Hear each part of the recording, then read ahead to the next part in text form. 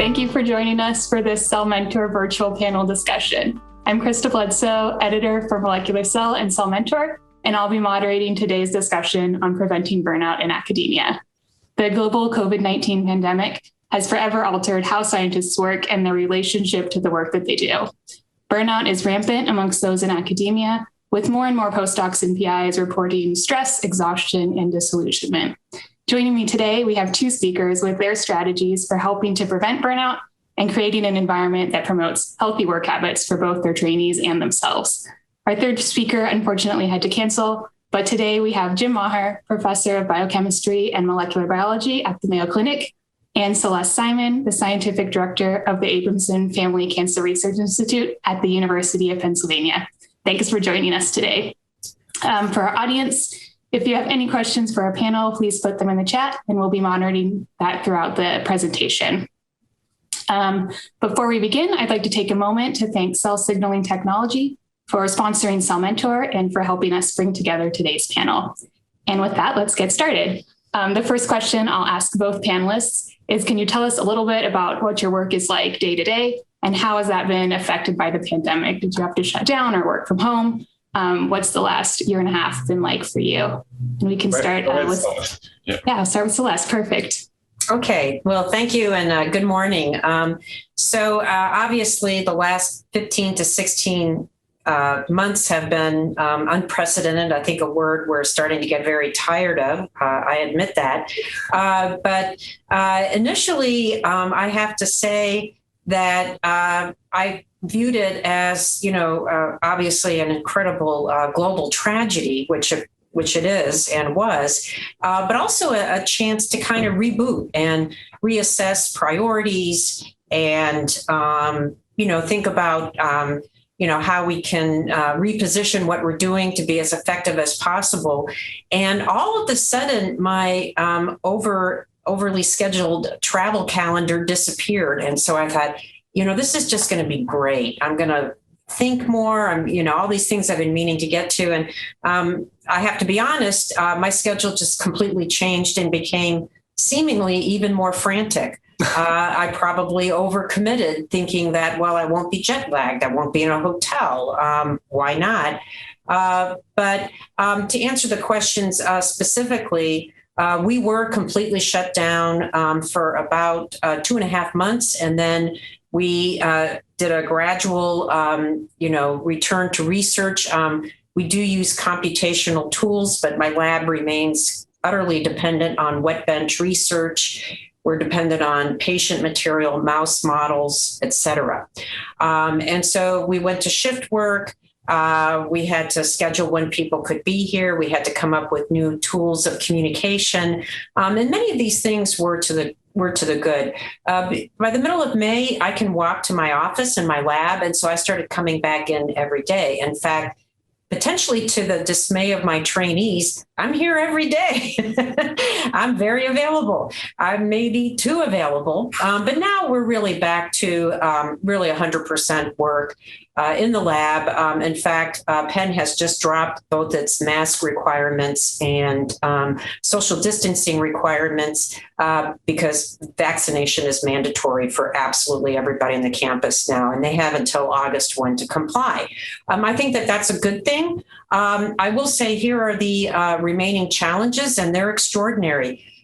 Because of the COVID restrictions, especially over the last academic year, we have first-year graduate students, medical students, members of my laboratory that haven't been fully integrated. They're not fully socially part of our culture. We need to start over there. I feel very badly, especially for our first-year graduate students. They don't have a class that they've bonded with for the very important camaraderie. I just sat in our qualifying exams. Our second-year students are not where they normally are in their trajectory of becoming an independent scientist. So we're still seeing the toll of the pandemic. And, I think we have the next academic year to erase those deficits. But, I don't think we can expect that, now we're going to go back to normal and it's going to be like this never happened. I think far from it. But I hope we can take lessons learned and best practices forward. And I don't want to take up too much more time, but I will say, coming back to that travel schedule, I don't think it's ever going to go back to the way it used to be. I think we have found a number of ways to do things remotely that are going to be just as effective. I'm thinking of advisory board meetings, for example, but we're all very much looking forward to going back to in-person scientific conferences, because I think the pandemic has shown us how critical it is that these be in person, because most of what happens at those meetings is not the talks. The talks are a platform for the interactions that we hold so dear. So that's how I think about it. Yeah, thanks, Celeste. I'm looking forward to getting back to in-person meetings as well. How about you, Jim? Oh, just to pick up on that last point, I was talking to a trainee recently in Holland, and we were reflecting on the fact that I knew her and we were interacting because we'd been in a meeting together, but not because either of us spoke at the meeting that the other one heard. It was entirely because we had had dinner together and gotten to know each other in a social setting. So it was, as stated, it was the infrastructure of getting to know each other, which is more important than the formal meeting presentations themselves. So Mayo Clinic, much as Celeste said, had a block of time where things were pretty shut down. We had a rule here that if you were working on COVID-related projects, you could come in. And so we created them out of thin air. So we work on finding nucleic acids from vast libraries that will stick and adhere to surfaces, and that technology of combinatorial chemistry can apply to anything. So we quickly got our hands on a spike protein clone, and a team of 4 or 5 people were working on that as a justification to be in the building and making the best of a difficult situation. Mayo's not never was in a position of mandating vaccination. So it's interesting to me that Penn was able to do that. Mayo legally decided not to, but it's still largely been done. What I would say is that we moved to a Zoom mentality or a teleconference mentality instead of anything beyond one-on-one meetings. And on the one hand, it was a negative because we were remote from each other. On the other hand, I started being able to include a lot of people in our group meetings that never would have been able to participate. So we had several undergraduates who were trapped away from school, had been sent home basically, who I'd gotten to know through the years, who joined our group. And they came to all our group meetings. We had people from all over the country that were joining for free, and it was a plus. So on the one hand, it was, of course, a negative to shift gears that way. On the other hand, it taught us that we could be inclusive of people remotely that didn't need to travel and so forth. So I've seen it as sort of a partial positive. I usually work, long days, and I started getting the habit during COVID of working all, 7 a.m. till 1 or 2 p.m, and then heading home. It's a relatively small town, and working in the afternoon. And I've maintained that habit now, even though it's fully back open. And it's sort of an interesting decision on my part to partition my day into 2 pieces, and the students are now very used to it. I'm not sure when I'm going to go back to just always being in the lab, but it's a different kind of productivity that I wouldn't have even explored. I think my last point would be everyone's been given permission to rethink, as Celeste said, what's the best place to be, not what's the assumed place to be. So our students don't have to be in the building, in the lab, if they're working on something that can best be done at home or without interruption. And now that's not questioned, whereas before that would have been suspicious behavior. Now we're treating people like professionals. And I think that was a positive side effect.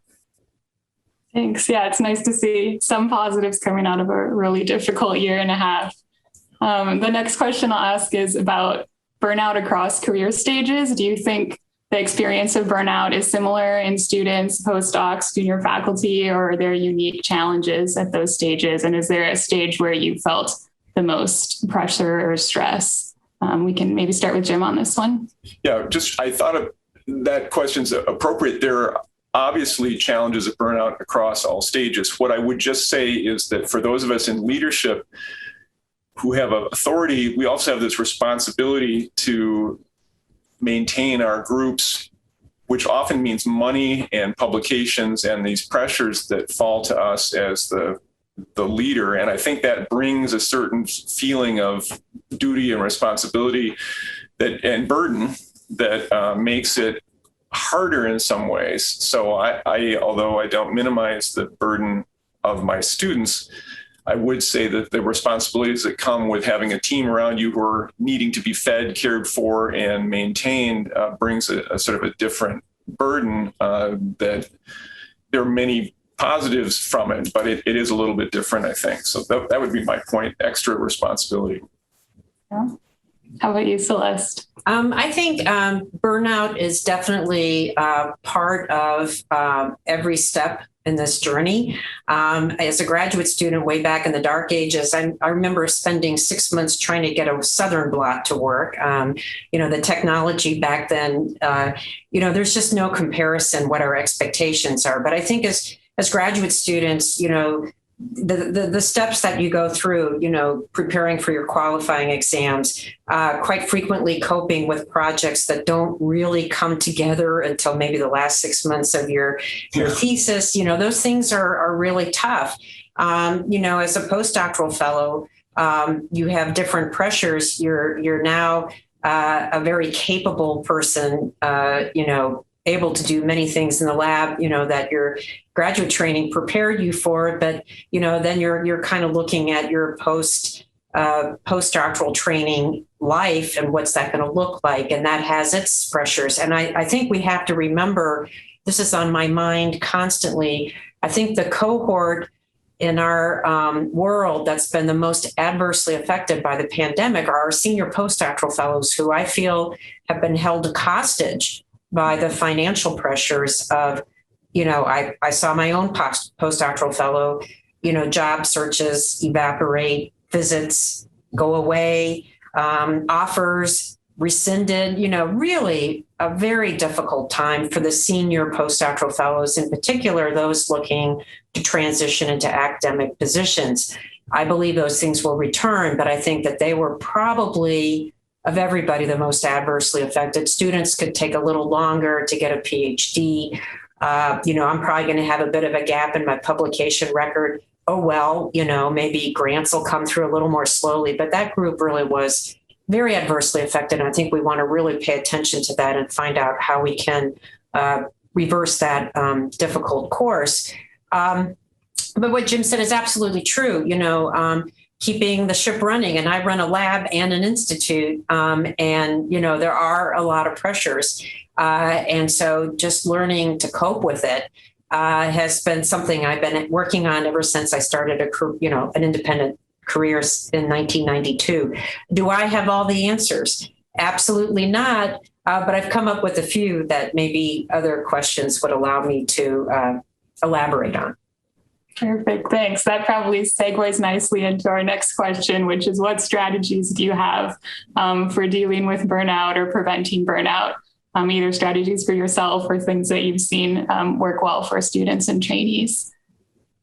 Should I start? Okay. Sure. So I would say for students and other trainees, I get asked quite frequently, so how do you manage work-life balance, which I usually burst out laughing, saying I don't have any, if I'm honest, but that's not entirely true. I think that as trainees, work hard, but take breaks. I think sometimes, the big breakthroughs come when you're not thinking about the work. Maybe you're on a golf course. Maybe you're on a hike. I think absolutely you have to work hard. I don't care how brilliant you are or talented you are. There's no substitute for work hard, but that can be significantly augmented by hobbies, friendships, taking a break. You can't be in the lab 24/7. You gotta,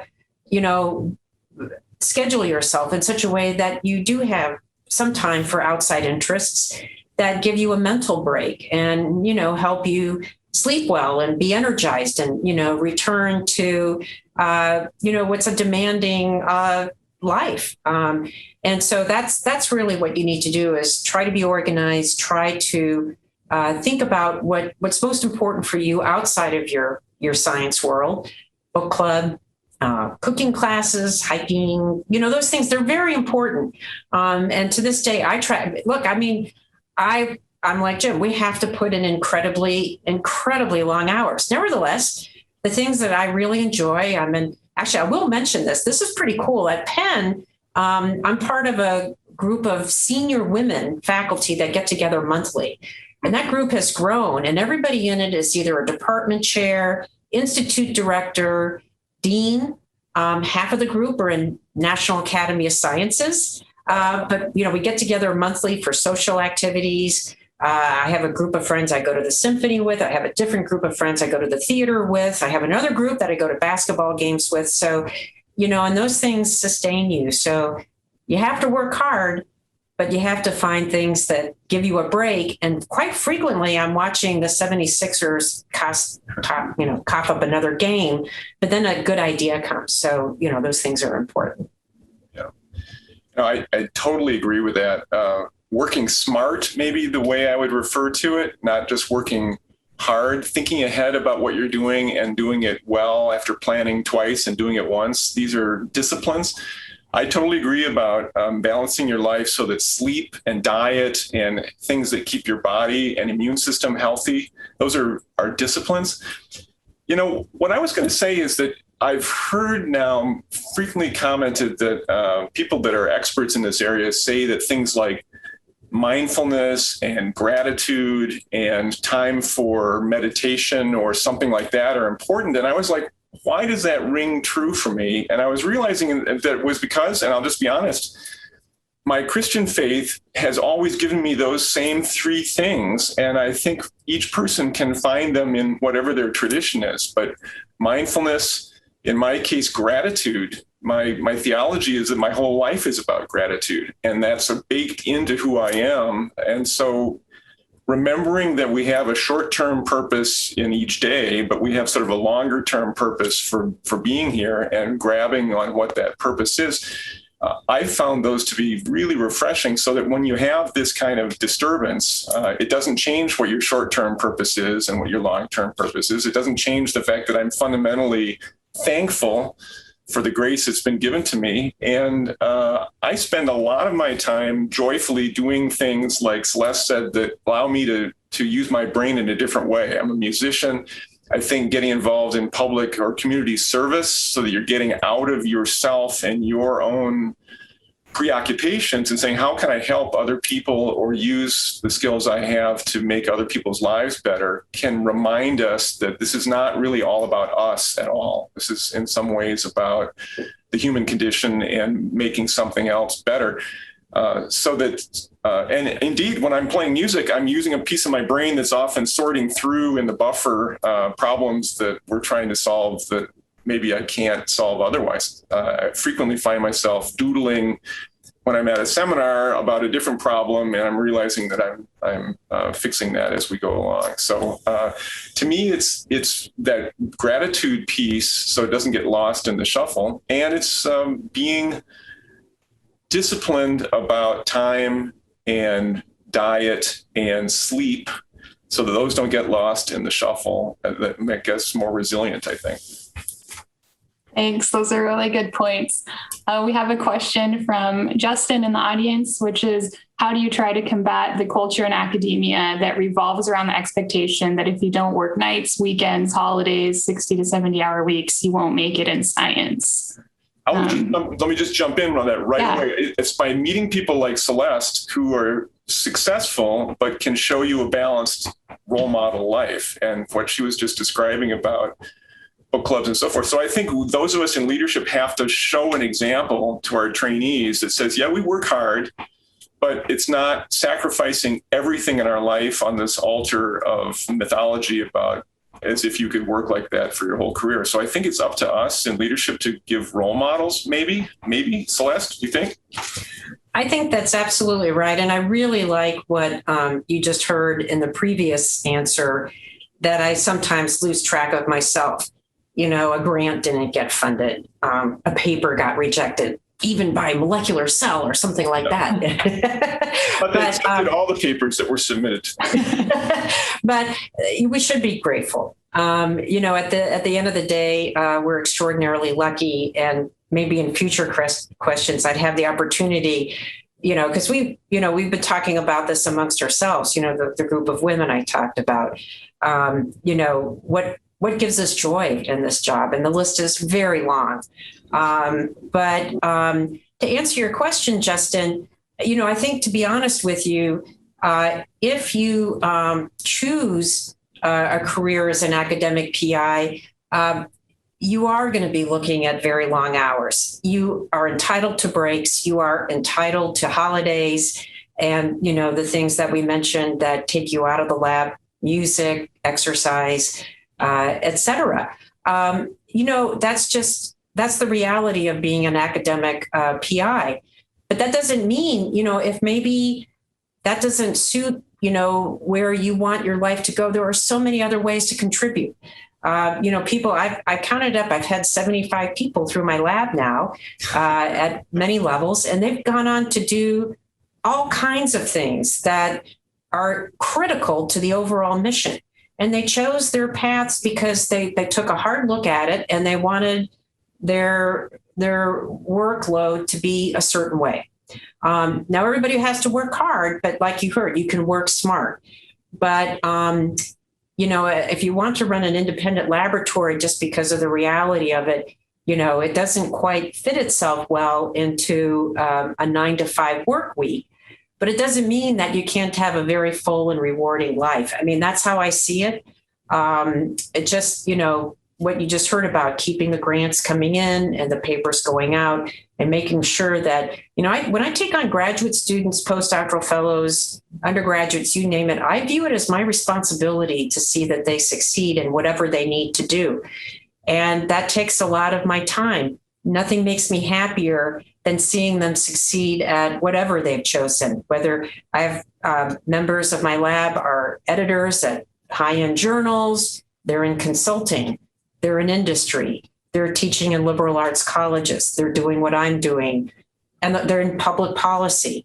They're doing all these things. And if that gives them joy, then I'm joyful too.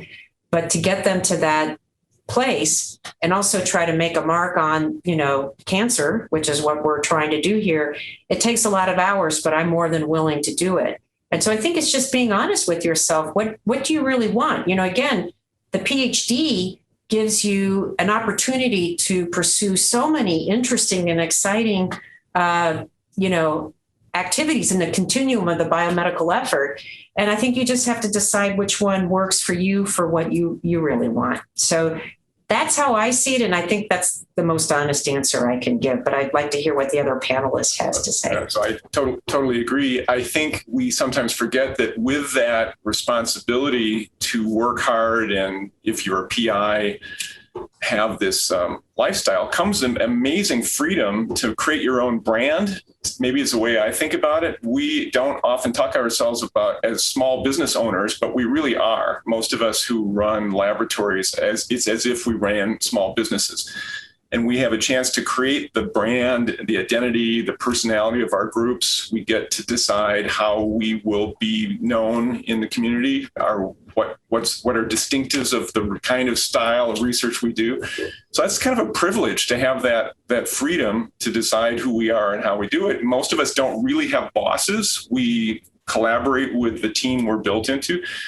So when I think about the freedom I have to self-determine, it's purchased with hard work and agreeing to be part of the scientific enterprise, but it really comes with a lot of freedom. And I totally agree with Celeste that there are many, many honorable careers that the PhD can support. And places like Mayo, I think many places are starting to do a better job of telling our students that the path that we took as mentors is one path, maybe the minority path of what to do with this degree. And our country and our world needs people thriving with their PhDs in many other directions. So if burnout is all that we perceive because of the one path to being a PI, then let's be refreshed by realizing that there are other paths that all involve hard work, but where we have a lot more say perhaps in how we're going to do the job. It's the PhD is teaching us how to be a project manager, and we can use those skills in a lot of different ways. So I want to encourage people that this is a joyful path with lots of freedom compared to some of the paths that might seem easier but have less autonomy. Yeah, thanks. With all of the challenges and commitments that come with being a PI, do you have strategies for prioritizing when there's just too many things to do, or any tips for helping students and trainees that are kind of learning to develop that prioritization skills? Celeste, do you want to get us started there? Right. So I've learned this absolutely the hard way, especially as a young assistant professor. So I have a tendency, when I'm asked anything, I'm like, sure, I'd love to do that. And a lot of the things we're asked to do, they're fun. Come to a meeting in France. You're like, great. That sounds awesome. So then I get completely overextended, and it happens now all the time. And so the advice I was given that I'm trying to take myself, and I have to remind myself continually is, you do nobody any good if you overcommit. You're not going to do a good job. The people that have asked you to sit on that extra special emphasis panel or, write that extra perspective, if you overcommit, you're going to do a bad job at everything. You're going to be frustrated. You're not going to put an A+ effort into the different things you've overcommitted yourself to. So you have to think about, what are you best at doing? What can you realistically do? Manage your calendar carefully. But then it's an opportunity to give other people a chance. So, rather than take that speaking commitment that I shouldn't take, suggest some of the junior faculty. They'll do a great job. The audience will hear a better seminar or a better presentation, and everybody wins, and the organizers of the meeting end up with a better meeting, a better balanced meeting. And I think, the professional organizations, Keystone, et cetera, that are organizing, they're really now paying much more attention to this. Balance it. Have people at all levels, geographical balance, et cetera, diversity in every way. So all the things we get asked to do, be realistic about what you really can do, and then use it as an opportunity to give other people a chance that maybe the meeting organizer or the journal editor or whoever maybe not have thought of, and people did that for me when I was just starting out, and I want to do it for them. Now, just this past week, I did it again. I got completely overextended. And so it's a lesson I have to relearn all too often, but this gives me a chance to remind myself that can be done. So you agreed to do this webinar on Tuesday morning. It's like, oh my gosh. No, I'm just going to say that one word that Celeste said so well. It's delegate.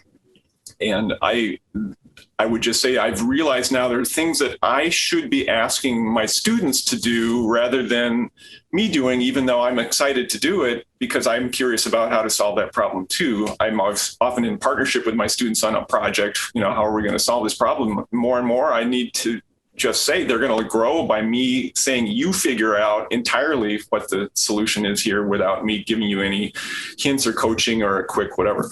So I think delegating is not bad. It's good. Great. I know Jim mentioned earlier in the discussion that the pandemic allowed him to bring new people into their lab meetings. I'm wondering if you have any other silver linings that have come out of the pandemic, any new tools or communication strategies.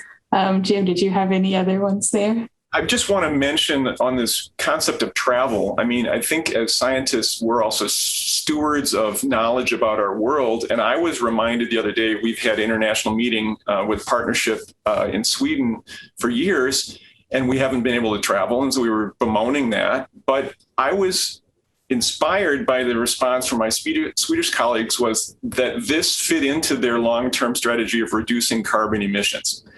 And instead of just saying, oh, when can we get back on our airliners again? And this is no knock on our friends in the airline industry, but it reminded us that some of our behaviors aren't probably as stewarding as they could be. And this is a chance to ask, what can we do without that extra travel and the corresponding pollution that goes with it? And I agree that when we do a national meeting or I go to a study section, there are many positives about meeting those people outside the room. But if you think about how many hours you spend relative to the actual business, most of it's wasted or you need to redeem it in a different way. So I'm not bemoaning that pressure to spend all that time on airports, honestly, and in somewhat crowded seats.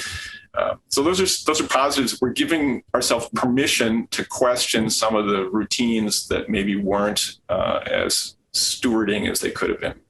Yes, if I could follow up, I completely agree. There are many things, and I think this is where we have to think about this extremely carefully.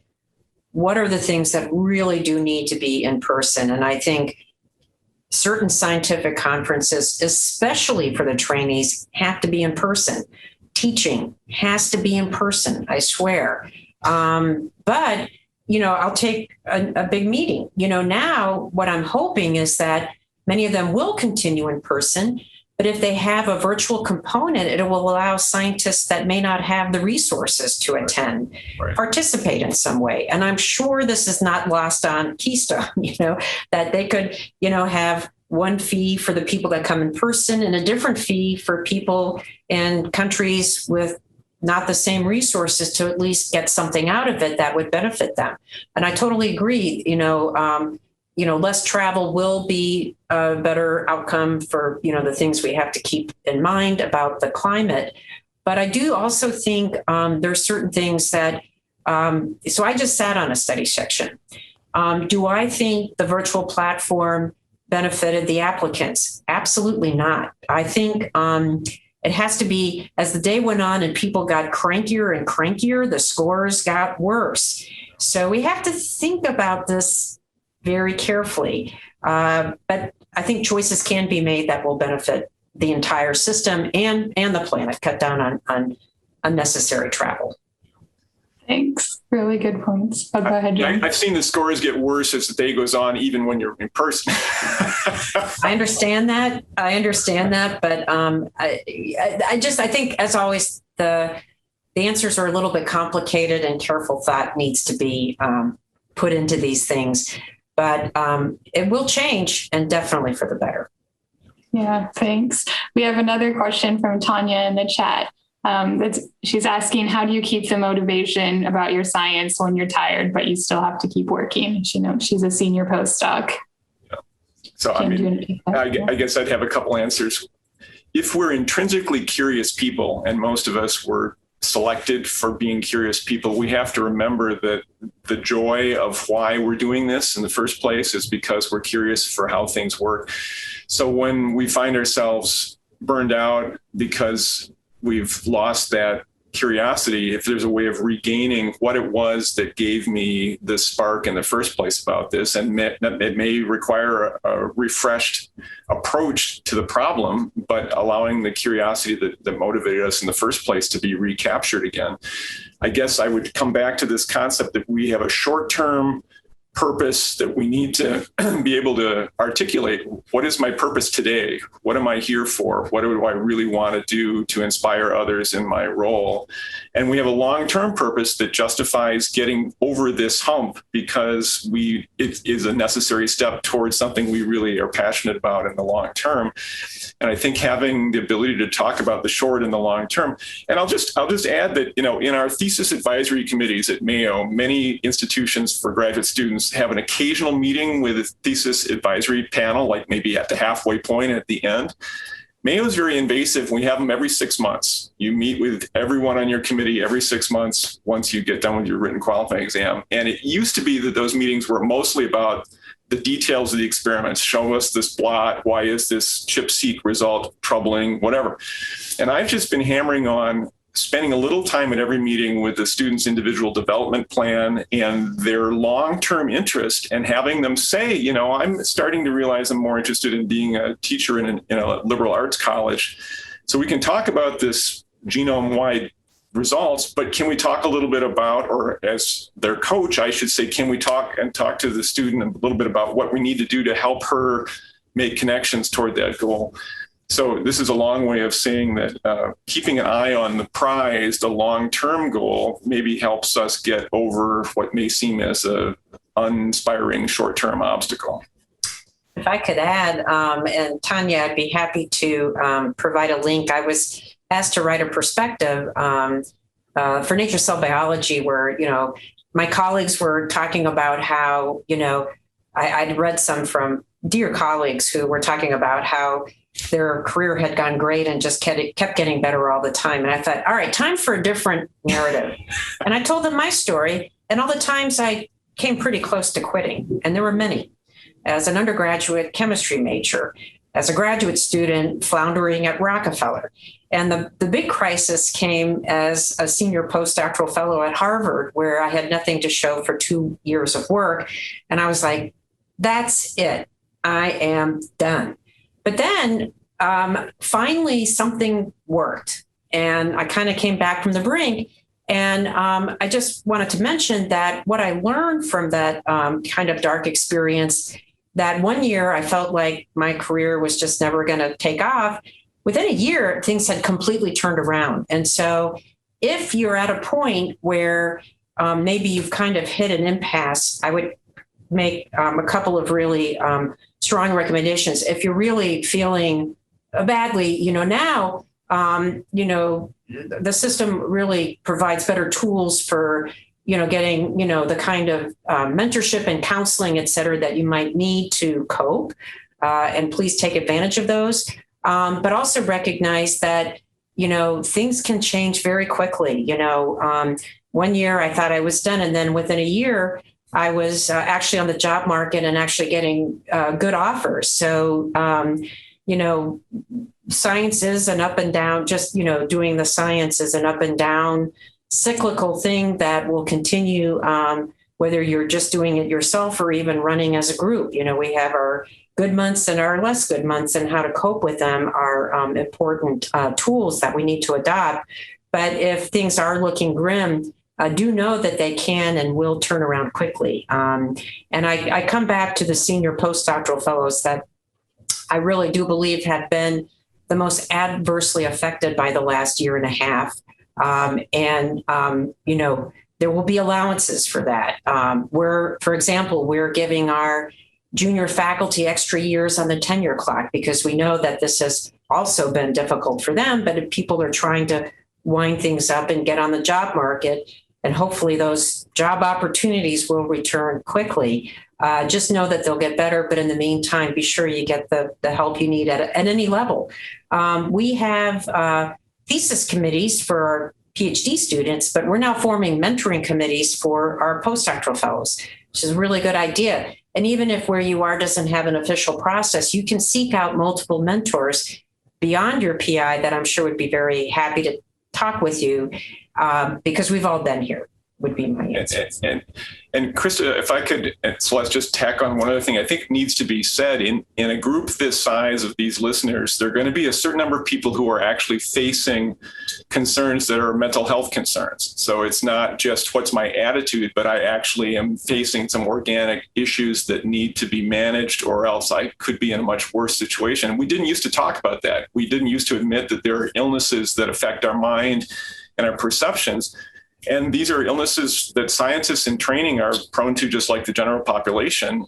Perhaps they're exacerbated by the pressures that we're put under. But as Celeste indicated, there's many kinds of resources that we need to make available to our students. Some of them are just coaching and mentorship, but some are psychiatric and mental health tools that it's okay to talk about. So students facing depression, students that may have bipolar or issues with substance abuse are totally okay topics to discuss. And these are part of human life. And as mentors, we want to find those folks that are burned out and then self-medicating or in some other way that's not sustainable, trying to manage, and give you tools that will give you a long and fulfilling career without a burnout that leads to self-damage. So I'm very pleased that many graduate schools now and many programs are developing student services offices that can refer you without damaging your career to private help or counsel. I'm hoping that if anyone on this call is feeling that way and has a difficulty reaching to their mentor for help, that they can turn to other advisors in their school. But we at our school are increasingly talking about suicide prevention openly and giving tools for people to manage those things. So I just want to say that it's okay to feel broken beyond just struggling, and that we're in our academic institutions here to try to help make that normative and okay to talk about, and give you tools that may include a whole list of interventions that treat these as illnesses, which they are, that aren't something shameful.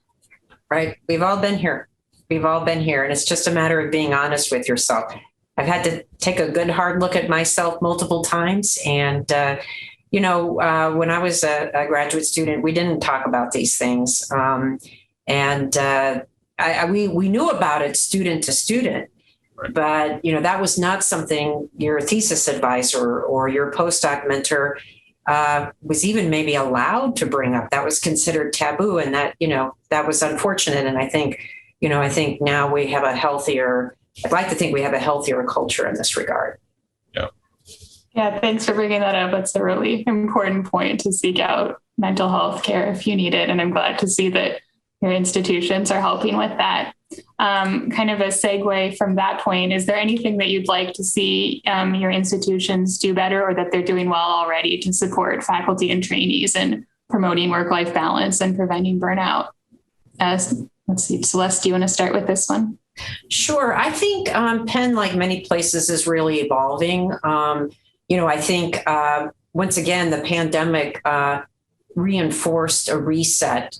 I think there's long been issues with, diversity, inclusion, gender balance, fairness that I think, Penn has tried to address. There's still much work that needs to be done. I think they really do promote the idea that, the overall success of the organization depends on the healthiness of its workforce at all levels in every way. And, they have expanded the kinds of tools that we've been discussing. I think Penn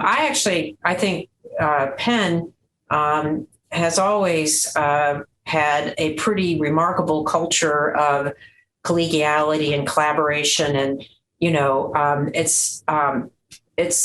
people work hard and they try to do the very best. They have lofty goals that they've set for themselves, but there's not the intrinsic competitiveness that I've seen at other places where, for example, if your colleague gets a big paper, we're all genuinely happy for them. We're not like, damn it, that should have been my paper.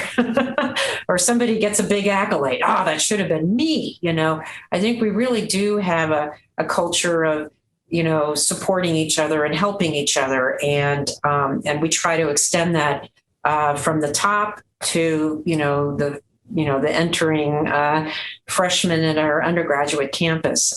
So people at Penn are rewarded for being helpful to each other and not being In fact, this is an interesting thing. Penn, when you come up for tenure, doesn't just look at your grants and your papers and who's graduated. They look at your community-oriented activity. If you're not very community-oriented, along with, the importance of being a good teacher and a good mentor, if you're not very community-oriented or helpful, it's not looked upon favorably. And those things can also reinforce what I think is a healthy atmosphere. And again, work-life balance, you heard beautifully that, the best thing you can do to, not just benefit other people, but benefit yourself is help other people outside of the university, inside the university. And we take that very seriously. And I think that does help reinforce what I think is a very important culture that not every organization has, in my opinion. That's why I'm here. I've been here for 21 years. So, and I'm just going to disclosure. So Krista, our moderator, is a graduate of my institution, Mayo Clinic Graduate School of Biomedical Sciences. And I just want to shout out to our students as a real role model to me. I'm a former dean of our graduate school. So it's about 250. It's not a huge graduate school. It's at 3 different sites, but the students have taken a huge initiative, and I've always considered our students to be major leaders. We try to choose students for graduate school here who are going to be future leaders, and Krista's an example. And they said, we ought to help each other by building tools toward resilience students and long-term wellness, and created a student life and wellness committee, came to leadership and said, can you help us build a committee that can make this a priority for other students? And the Student Life and Wellness Committee, among all the faculty there, has 18 students, 8 faculty, 2 administrators, and they have a whole set of activities that they have put together toward wellness to bring into focus some of these topics like burnout and like disciplines of organizing time and encouragement and discussions of inclusion and diversity and things that have to do with frustration. So I think that idea of empowering students to help bring resources to other students and then having the faculty help them, not get in their way or say, well, you should be in the lab, but saying if some people want to take the lead by making everyone healthier, then the whole boat rises and everyone's more productive.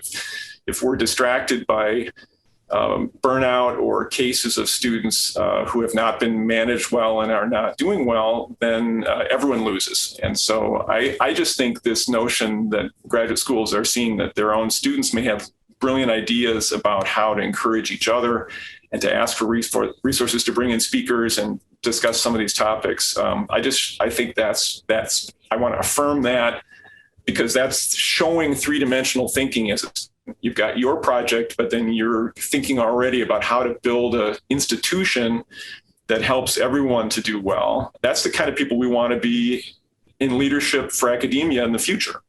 Right. Krista, I see a question we may have overlooked.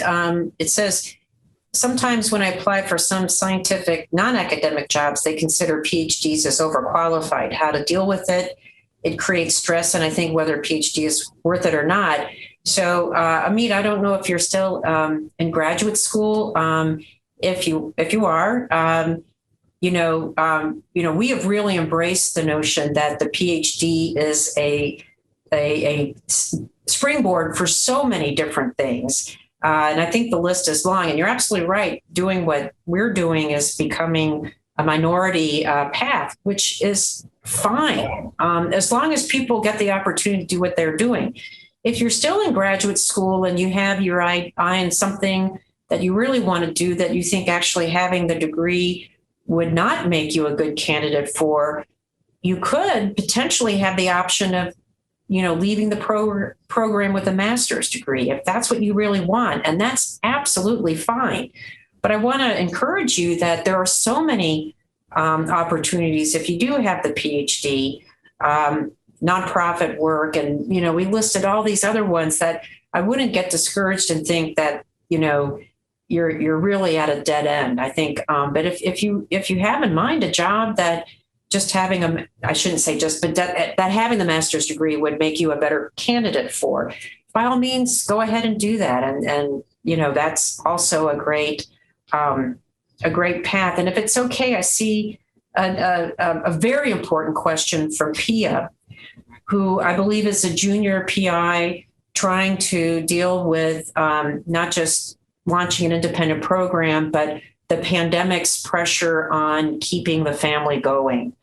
Again, I think this, I have so many friends and dear colleagues who are in this boat, who are now not just running a lab, they're homeschooling, the support structures of daycare and OPARs and things like that have been completely shut off for them. And I understand that maybe I said too hastily, the cohort of senior postdocs has been the most negatively impacted. I believe people in your boat have also been really negatively impacted.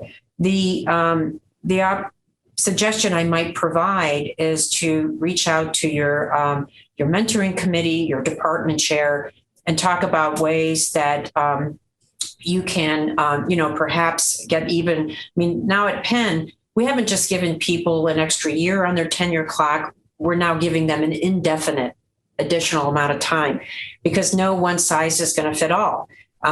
Indeed, some people with young families have other things that they have to cope with. So I encourage you to talk to your chair, your mentoring committee, talk about what extra time you're going to need. My hope is that some things will begin to ease such as daycares opening, OPARs now being allowed to come to the country, and the list goes on.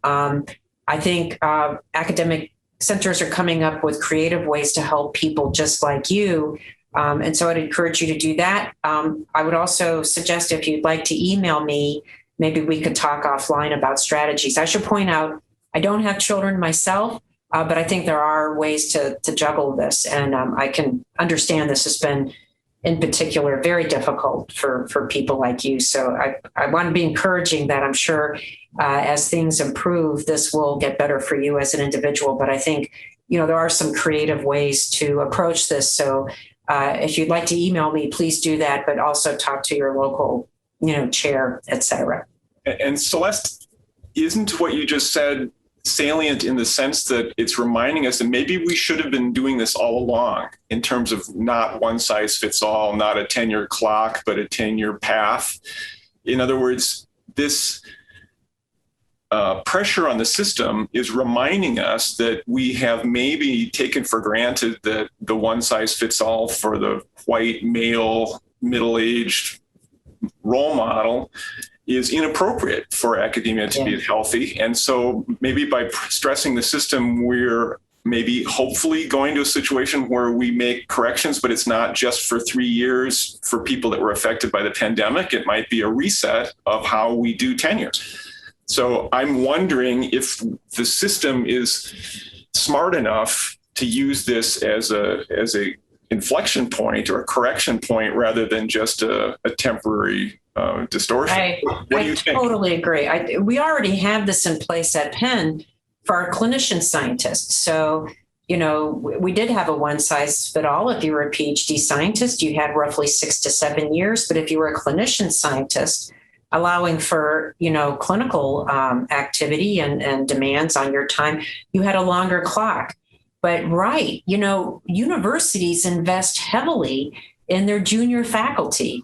It benefits absolutely no one to not see that appropriate return on that investment. Those recruitment packages are a big investment, and it benefits the university and the individual if everyone succeeds. So if we're serious about diversity, we have to be serious about diversity of paths, skills, approaches, lifestyles, life stages, disabilities, all those things. And I think our academia has not been really good at creating a diverse structure, even though we talk about diversity. So this isn't a diversity panel, but Pia, I think what you're describing is features of a life that needs to be included in academia, even though we didn't create a straight path for you. And I'm hoping that those of us in leadership who help define academia and can push to change the normal status won't be afraid to do it, even if it makes our institution seem like an outlier at first. In the long run, hopefully it'll be seen as a leader.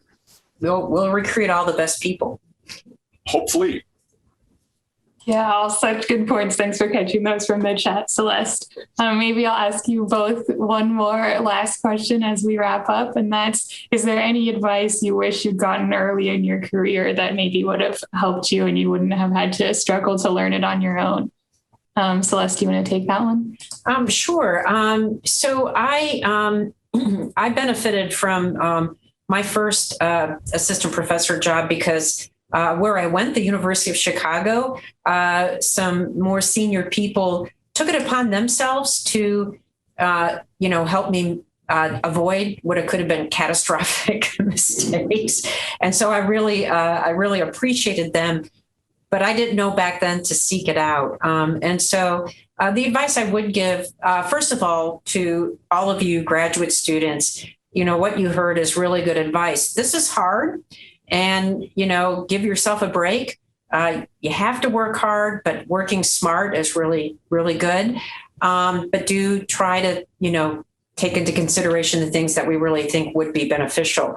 And I could have done a better job of that as a student and as a postdoc, but certainly as somebody trying to launch an independent research program, by all means, most places now will help you pick a mentoring committee and a more senior, close mentor that you can be completely honest with, and tell them, here's what I'm struggling with. Be sure that you, take advantage of those tools, create them if they aren't being provided for you already. And, just be honest with yourself. We all have good days and bad days. And, I think, be honest about what you really can do well, and try not to overextend yourself. I still haven't fully 100% learned that, but I'm going to try to do better going forward. And just get the help you need. And people are happy to help. And I think I just so happened to get it at the University of Chicago, which I was very lucky about. But now looking back on it, if I were starting out all over again as a young assistant professor, be sure I sought that and listen to the advice also. Sometimes those mentoring committees, we're talking, the mentee leaves, and did it sink in? Not so sure, but seek out the advice and take it would be my advice. Yes, listening's key. How about you, Jim? I would just say that somewhere along the line, someone said we shouldn't think of our students as children. And I guess I just want to say that what no one really taught me was something I learned now that I've had children of my own. So I have 2 adult daughters. And I have to say, as a dean and as a mentor in this office, just across where you can see here is a chair where I've had students in tears over and over. And it breaks my heart. And I've started to realize that when I have an adult, it's someone's child who's sitting there in tears, broken because of something that's either their fault or someone else's fault. And I, as mentor, have a parental role. I have the role of a father figure or a mother figure or a parent, even if it's someone who hasn't had children of their own. There is a paternal or maternal role that's appropriate. And I constantly, when I see that person under stress in my office, I say, how would I want an adult in my daughter's life to be behaving if they were under stress in a situation where they needed care and empathy and wise counsel? How would I want someone to behave to them? I want to be that person for this student or postdoc or colleague who's broken in front of me. And I think learning that it's okay to show love to someone appropriately in a counseling role is part of what being a mentor and advisor and administrator even is. I think that learning that it's okay to show love to someone who needs help and care in a supra-professional way, not just of talking to them about their science, but actually treating them as a person like someone's kid. That skill set, which isn't taught, I think is important to know so that students can trust their advisors to be three-dimensional caregivers, not just sources of factual information. I want advisors to feel empowered to be that kind of person with their students, and the students and junior folks on this call know that they can find people like that in their workplace who have hearts along with minds. Thanks. That's a great point. With that, I think we've come to the end of our panel. Thanks so much. The discussion was wonderful. I want to thank our panelists again, Jim Maher and Celeste Simon, for sharing your thoughts today. And thank you to the audience for joining us.